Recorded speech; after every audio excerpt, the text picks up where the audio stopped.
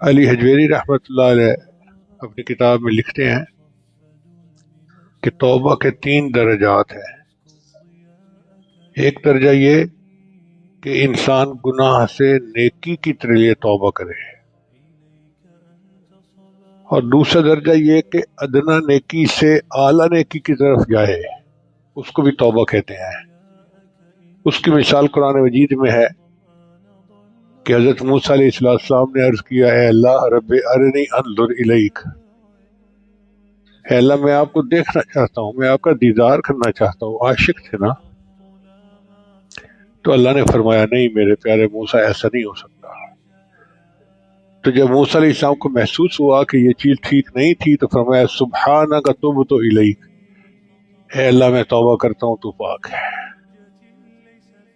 ये है अदना से आला की तरफ मुतवज्जे होना।